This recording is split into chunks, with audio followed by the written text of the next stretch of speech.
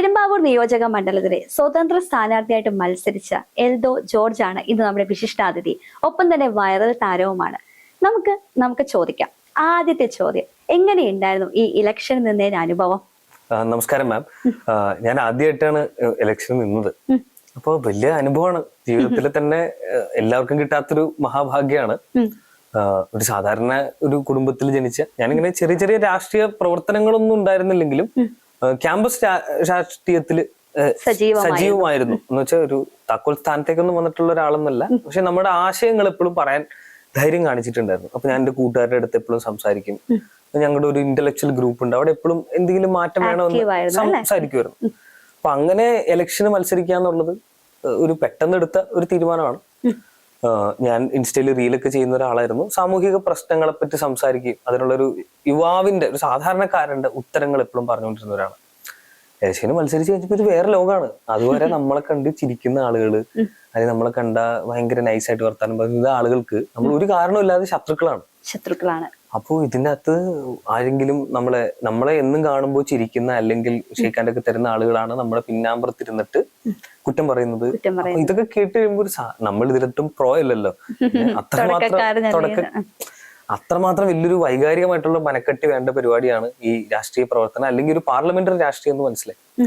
അപ്പോ ഇത് കൂടുതൽ കാര്യങ്ങൾ പഠിക്കാൻ പറ്റി, അനുഭവങ്ങൾ കിട്ടി, പിന്നെ കുറച്ചുകൂടെ ആളുകളുമായിട്ട് കണക്ട് ചെയ്യാൻ പറ്റി. പിന്നെ ഞാനിതിൽ നിന്ന് ജയിച്ച് മന്ത്രിയാവാൻ വേണ്ടിയിട്ടൊന്നും അല്ലല്ലോ. എന്നെ പോലെ ഒരുപാട് കുട്ടികൾ, ഒരുപാട് യുവാക്കള് ഇവിടെ കുറേ കാര്യങ്ങൾ പറയാനുണ്ട്, പക്ഷെ ഞങ്ങൾക്ക് അത് പറയാൻ ആരുമില്ല, ഞങ്ങൾക്കൊരു ശബ്ദമില്ല എന്ന് പറഞ്ഞിട്ട് ഭയങ്കര ഫ്രസ്ട്രേറ്റഡ് ആയിട്ട് ഇവിടെ ഇരിക്കുന്നുണ്ട്. അവരുടെ ശബ്ദമാകാൻ വേണ്ടിയിട്ടാണ് ഇത്തരത്തിലുള്ളൊരു ഞാൻ പറഞ്ഞല്ലോ ഒരു ചാവേറായിട്ട് നിൽക്കാൻ ഞാൻ തയ്യാറായത്. അതിൽ അഭിമാനമുണ്ട്, വേറെ കുഴപ്പമൊന്നുമില്ല. ഇനിയിപ്പോ ഒരുപാട് ഒരു ഭീഷണിയൊക്കെ പെടുത്തണ്ട കേട്ടോ. എന്തൊക്കെയായിരുന്നു ആ ഒരു ഭീഷണി എന്ന് പറയുമ്പോൾ? എല്ലാരും പറയുന്നതെന്ന് വെച്ച് കഴിഞ്ഞാൽ നിനക്ക് എങ്ങനെ ഇത് ധൈര്യം വന്നു, പിന്നെ നിൽക്കാനായിട്ട് എന്ത് ധൈര്യം വന്നു, പിന്നെ ഇതിന് മാത്രം വലിയ ധൈര്യം ഒന്നും വേണമെന്ന് എനിക്കറിയില്ല. നമ്മള് ഒരു സാമൂഹ്യ ശാസ്ത്ര വിദ്യാർത്ഥിയാണ്. പിന്നെ ഇത് നിയമം നമുക്ക് അറിയാവുന്നതുകൊണ്ട് നമ്മൾ തെറ്റൊന്നും ചെയ്യാത്തതുകൊണ്ട് നമ്മൾ പേടിക്കേണ്ട കാര്യമൊന്നുമില്ല. എടാ നിന്റെ കരിയർ പ്രശ്നത്തിലാവില്ലേ? പിന്നെ ഒരു ജനാധിപത്യ പ്രക്രിയയിൽ പാർട്ടിസിപ്പേറ്റ് ചെയ്തുകൊണ്ട് എങ്ങനെ കരിയർ പോകുന്നു? അപ്പൊ അവര് പറയുന്നതെന്ന് പറഞ്ഞാൽ ഈ ഓപ്പോസിഷൻ പാർട്ടികൾ വലിയ പ്രതികാര നടപടികൾ എടുക്കും, നീ സൂക്ഷിക്കണം, ജയിക്കുന്നവനെയല്ല സൂക്ഷിക്കേണ്ടത്, തോക്കുന്നവനെയാണ് സൂക്ഷിക്കേണ്ടത്, ചുമ്മാ പേടിപ്പിക്കാൻ നോക്കും. അന്ന് ഇവര് ഭയങ്കര വിപ്ലവ തീപ്പന്തങ്ങളായിരുന്നു, ഇവര് ചെറിയ പ്രായത്തിൽ അവിടെ സമരം ചെയ്തിട്ടുണ്ടെന്നൊക്കെ പറയുന്നവരാണ് ഇങ്ങനെ ഒരു പിന്തിരിപ്പൻ യുവാവിനെ തന്നെ, വളർന്നു വരുന്ന യുവാക്കളെ തന്നെ പിന്തിരിപ്പിക്കാനായിട്ട്. അതായത് നമ്മൾ യുവാക്കൾ ഇതിലൊന്നും സംസാരിക്കാൻ പാടില്ല, നമ്മളിതിലൊന്നും, അതൊരു പ്രത്യേക ഏജ് കഴിഞ്ഞിട്ടുള്ള കുറച്ച് ആളുകൾ, തലമൂത്ത ആളുകൾക്ക്. പിന്നെ ഇതിനു വേണ്ടി തന്നെ ഞങ്ങളൊരു രാഷ്ട്രീയ തൊഴിലാളികളാണ്, അല്ലെ ഞങ്ങളാണ് ഇതിൽ സംസാരിക്കാൻ പോകുന്നത്. ഞങ്ങൾ രണ്ട് പാർട്ടിക്കാർ ഇവിടെ ഉണ്ട് കേട്ടോ, നീ വലിയ വർത്താനം ഒന്നും പറയണ്ട, അങ്ങനെ പരസ്യമായിട്ട് പറയുന്നുണ്ട്. പറയുമ്പോ ഒരു സ്വതന്ത്രനായിട്ടാണ് മത്സരിക്കുന്നത്, എന്നിട്ടും ഇവർ ഇത്രയും അറ്റാക്ക് ചെയ്ത് സംസാരിക്കുന്നുണ്ടെങ്കിൽ അപ്പൊ ഈ തലമൂത്ത ആളുകൾ എന്തൊക്കെയോ ഭയക്കുന്നില്ലേ? അല്ല, ഇത് ഭയം എന്നുള്ളതൊരു ഞാനെന്നുള്ളൊരു വ്യക്തി എന്താണ്, ഒരു സാധാരണക്കാരൻ, ഒരു പ്രിവിലേജും ഇല്ല നമുക്ക്. നമ്മൾ റേഷൻ കടയിൽ പോയിട്ട് അരി മേടിക്കുന്നു, മാവേലി സ്റ്റോറിൽ പോകുന്നു. അപ്പൊ അങ്ങനെ ഏറ്റവും സാധാരണ പ്രൊഫൈൽ കീപ്പ് ചെയ്യുന്ന ഒരു സാധാരണ അധ്യാപകനാണ് ഞാൻ. ഇപ്പൊ നമ്മളൊന്നും പേടിക്കേണ്ട ഒരു കാര്യമൊന്നുമില്ല. പക്ഷെ നമ്മൾ ഈ ഇൻസ്റ്റഗ്രാമിലൂടെ അല്ലെങ്കിൽ ഫേസ്ബുക്കിലൂടെ പറയുന്ന ആശയങ്ങള്, അതിന് കിട്ടുന്ന സപ്പോർട്ട്, ഇതിനൊക്കെ ആരൊക്കെയോ ഭയപ്പെടുന്നു. അതാണ് അവർക്ക് ഭയം. അല്ലാതെ നമ്മുടെ പ്രായവും നമ്മുടെ നിക്കലല്ല, ആശയവും മുന്നോട്ട് വെക്കുന്ന ആശയം ചിലപ്പോൾ അവർക്ക് ഭയങ്കര ഭയപ്പാടുണ്ടാക്കിയിരിക്കാം. അതുകൊണ്ടായിരിക്കും തുടക്കത്തിൽ തന്നെ പിന്തിരിപ്പൻ നയം കൊണ്ടുവരുന്നത്. അതായത് യുവാക്കൾ ഇങ്ങനെ പറഞ്ഞുകൂടാ, യുവാക്കളുടെ ശബ്ദമായി കൂടാ എന്ന്. ഇപ്പൊ ഏറ്റവും വൈറലായിട്ടുള്ള ഒരു കാര്യമുണ്ടായിരുന്നു, ഇന്ദിരാ ഗ്യാരണ്ടി എന്ന് പറയുന്നൊരു സംഭവം. കോൺഗ്രസ്സുകാർ പ്രഖ്യാപിച്ചൊരു ഗ്യാരണ്ടി തന്നെയായിരുന്നു. അതൊരു പ്രശസ്തമായ ഒരു ചോദ്യം ചോദിച്ചിരുന്നില്ലേ? അതായത് VD സതീശനെ കൊത്തി ഇട്ടു എന്ന് തന്നെ വേണമെങ്കിൽ പറയാം. അതെന്തായിരുന്നു ആ ഒരു ക്വസ്റ്റ്യനും? അത് മറുപടി ലഭിച്ചായിരുന്നോ? അല്ല, തികച്ചും രാഷ്ട്രീയപരമായിട്ടുള്ളൊരു ചോദ്യമായിരുന്നു. അദ്ദേഹത്തെ ഒരിക്കലും വ്യക്തി അധിക്ഷേപം നടത്താനോ, ഞാൻ അങ്ങനെ വ്യക്തി അധിക്ഷേപം നടത്തി ആരെയും അങ്ങനെ പരാമർശം നടത്തുന്ന ഒരാളല്ല. അതൊരു പൊളിറ്റിക്കൽ ക്വസ്റ്റ്യൻ ആയിരുന്നു. ഒരു എക്കണോമിക്സ് വിദ്യാർത്ഥി എന്ന നിലയിൽ എനിക്കുണ്ടാകാവുന്ന ഏറ്റവും ചെറിയൊരു സംശയം, കേരളത്തിലെ സ്ത്രീകൾക്ക് KSRTC ബസ്സിൽ സൗജന്യ യാത്ര കൊടുത്തു കഴിഞ്ഞാൽ സ്വാഭാവികമായിട്ടും പ്രൈവറ്റ് ബസ്സിലേക്ക് ഉള്ള സ്ത്രീകളുടെ ഒഴുക്ക്, അല്ലെ അവര് പ്രൈവറ്റ് ബസ് യൂസ് ചെയ്യുന്നത് ഒറ്റയടിക്ക് അങ്ങ് നിർത്തും. ഈ സമയത്ത് പ്രൈവറ്റ് ബസ് ഇപ്പോഴേ ചതഞ്ഞേ എന്നുള്ള രീതിയിലാണ് പോയിക്കൊണ്ടിരിക്കുന്നത്. പല പ്രൈവറ്റ് ബസ് റൂട്ടുകളും നഷ്ടത്തിലാണ്. അപ്പോൾ KSRTCയിലേക്ക് ഇങ്ങനത്തെ ഒരു ഒഴുക്ക് സ്ത്രീകൾക്ക് വന്നു കഴിഞ്ഞാൽ അവരുടെ ഒരു മേജർ ഇൻകം അവിടെ കട്ടാവണം.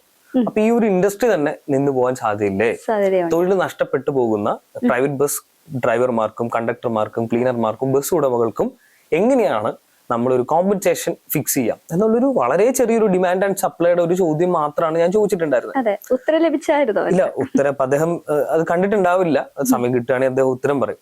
ഇപ്പൊ ആ ചോദ്യം ചോദിച്ചിട്ട് ഇപ്പൊ എന്നെ ഭയങ്കര വലിയ ചോദ്യം ചെയ്തിട്ടുള്ള ഭയങ്കര തെറി പറഞ്ഞിട്ടുള്ള, സമൂഹത്തിൽ ക്രൂശിക്കപ്പെടുന്ന പോലെ ആയിപ്പോയി അല്ലെ? ഒരു ക്വസ്റ്റ്യൻ ചോദിച്ചതാണ്, ഒരു ജനാധിപത്യ നാട്ടില് ഒരു ക്വസ്റ്റ്യൻ ചോദിച്ചു കഴിഞ്ഞപ്പോഴത്തേക്കും വൈറലാവുകയും എന്താ ഭീഷണി പോലത്തെ എന്തൊക്കെയോ കിട്ടിയില്ലായിരുന്നു അതിന്റെ ഇടയ്ക്ക് തന്നെ.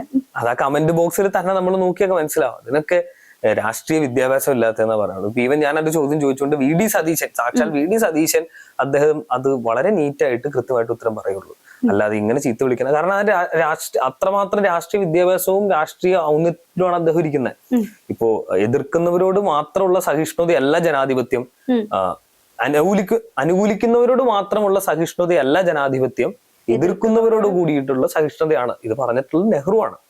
അപ്പോ അത് ഫോളോ ചെയ്യുന്നുണ്ടോ ഇപ്പോഴത്തെ ആളുകൾ? അല്ല, ഇത് രാഷ്ട്രീയ വിദ്യാഭ്യാസം ഇല്ലാത്ത ആളുകളാണ് ഇങ്ങനെയൊക്കെ പറയുന്നത്. അതുകൊണ്ട് നമുക്ക് അവരൊന്നും നമ്മൾ മൈൻഡ് ചെയ്യേണ്ട കാര്യമൊന്നുമില്ല. നമുക്ക് മാന്യമായിട്ടുള്ള കാര്യങ്ങൾ പറയുകയും അത് കേൾക്കുകയും അത് ഉത്തരം പറയുകയും ചെയ്യുന്ന വലിയൊരു നല്ലൊരു രാഷ്ട്രീയ അന്തരീക്ഷം നമുക്ക് ഇവിടെ ഉണ്ട്. നമ്മൾ ആ പോസിറ്റീവ് സൈഡ്സ് മാത്രം നോക്കിയാൽ മതി. ഇപ്പോ വരുന്ന തെറി കമന്റിനൊന്നും ഒരു കയ്യും കണക്കുമില്ല.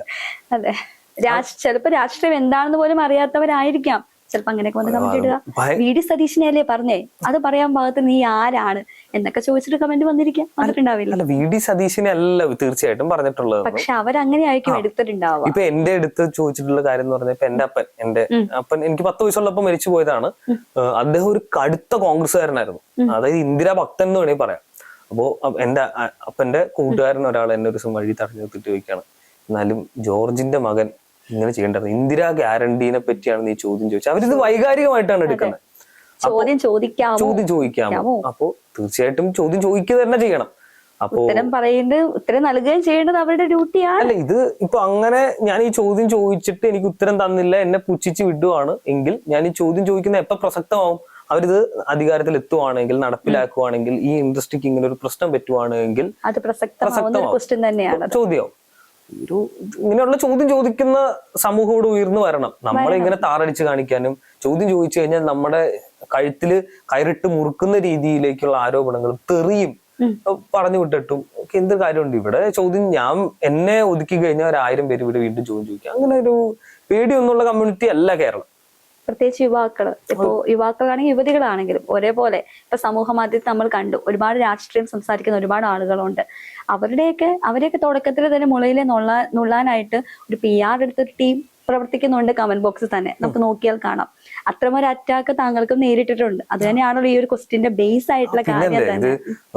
ഞങ്ങള് ശരിക്കും പറഞ്ഞു കഴിഞ്ഞാൽ എലക്ഷൻ ഞങ്ങളുടെ ക്യാമ്പയിൻസ് ഞങ്ങളുടെ സോഷ്യൽ മീഡിയ ആണ് മെയിൻ ആയിട്ട് ഫോക്കസ് ചെയ്തിട്ടുണ്ടായിരുന്നത്.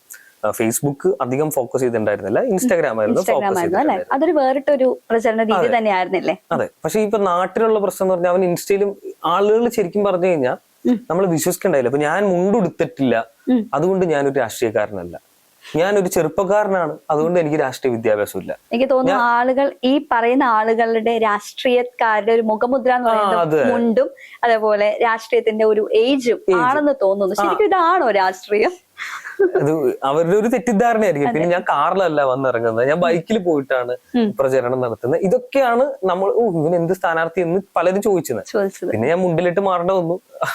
പിന്നെ അത് വളരെ ഒരു വേദനിപ്പിക്കുന്ന ഒരു കാര്യം തന്നെ. നമ്മുടെ ആശയങ്ങളെക്കാൾ ഉപരിയായിട്ട് ഈ ഒരു കെട്ടിമാറാപ്പുകൾ വെച്ചിട്ട് ആളുകളെ കൈകാര്യം വിലയിരുത്തുന്ന ഒരു രീതി, അത് ഭയങ്കര ഒരു മോശമായിട്ടുള്ള രീതി തന്നെയാണ്. കാരണം നിൽക്കുന്ന ആളുടെ ആശയം എന്താണെന്നാണ് നോക്കേണ്ടത്. അപ്പോൾ ചിലപ്പോൾ ഇവർ ആ വോട്ട് ചെയ്യുമ്പോഴും ഇവരിപ്പോ ഇതൊക്കെ നോക്കിയിട്ടായിരിക്കും ചിലപ്പോൾ ചെയ്തിട്ടുണ്ടാവുക. മുണ്ടുകൊടുത്തത് ആരാണ്, രാഷ്ട്രീയത്തില് അതായത് ഏജ് ഉള്ള ആരാണ് എന്നൊക്കെ നോക്കിയിട്ടായിരിക്കാം. അല്ല, ഇതൊക്കെ കുറെ ആളുകളുടെ രാഷ്ട്രീയ വിദ്യാഭ്യാസം ഇല്ലാത്തതിന്റെ അവർക്ക് കാര്യങ്ങൾ പഠിക്കുന്നില്ല, അപ്ഡേറ്റഡ് ആവുന്നില്ല. ഇപ്പൊ ഞാൻ പറയുന്ന പല കാര്യങ്ങളും മനസ്സിലാകാത്ത യുവാക്കൾ കൂടി ഉണ്ട്. എടാ അവൻ പറഞ്ഞത് ഞങ്ങൾക്ക് ക്ലാരിറ്റി കിട്ടില്ല. കാരണം ഞാൻ പറഞ്ഞതൊക്കെ ടെക്നിക്കൽ ടേമുകൾ ഉണ്ടായിരിക്കും. ഇപ്പൊ സ്റ്റാർട്ടപ്പുകൾ എന്ന് വെച്ചാൽ എന്താണെന്ന് അറിയോ എന്നുള്ള എന്റെ ചോദ്യത്തിന് സ്കെയിലബിലിറ്റി എന്നുള്ളൊരു സാധനം ഞാൻ പറഞ്ഞിട്ടുണ്ട്. ഈ സ്കെയിലബിലിറ്റി എന്ന് തന്നെ പറഞ്ഞത് ഒരു അരമണിക്കൂർ സംസാരിക്കാനുള്ള ടോപ്പിക്കാണ്. അപ്പൊ എന്താണ് സ്കെയിലബിൾ എന്ന് അറിയാത്ത ഒരാൾക്ക് ഒരിക്കലും അതിനെപ്പറ്റി മനസ്സിലാവില്ല. ഇന്റഗ്രേഷൻ എന്ന് പറഞ്ഞു കഴിഞ്ഞാൽ ഇന്റഗ്രേഷൻ എന്നുള്ളൊരു വാക്ക് എന്താണ്, അതിന്റെ ടെക്നിക്കൽ ടീം എന്താണെന്ന് മനസ്സിലാക്കാത്ത ആളുകൾ ഉണ്ടാവും. അപ്പൊ ഞാൻ ഭയങ്കര വലിയ കമ്മ്യൂണിറ്റിനെ അല്ല സ്പ്രെഡ് ചെയ്യാനും ടാർഗറ്റ് ഓഡിയൻസ് ആയിട്ടും വെച്ചിട്ടുള്ളത്. ഇതേപ്പറ്റി നമ്മുടെ ഈ മാറ്റങ്ങളെ, ഇപ്പൊ സയൻസിൽ ഉണ്ടാകുന്ന മാറ്റങ്ങളെ, കൾച്ചറിൽ ഉണ്ടാകുന്ന മാറ്റങ്ങളെ, നമ്മുടെ ക്ലൈമറ്റിൽ ഉണ്ടാകുന്ന മാറ്റങ്ങളെ, ഇതിനെയൊക്കെ മനസ്സിലാക്കാൻ പറ്റുന്ന ഒരു ജനവിഭാഗം കൂടി ഉണ്ട്. അത് എല്ലാ പ്രായത്തിലും ഉണ്ട്. അങ്ങനെയുള്ളവരെയാണ് നമ്മൾ അഡ്രസ് ചെയ്യുന്നത്.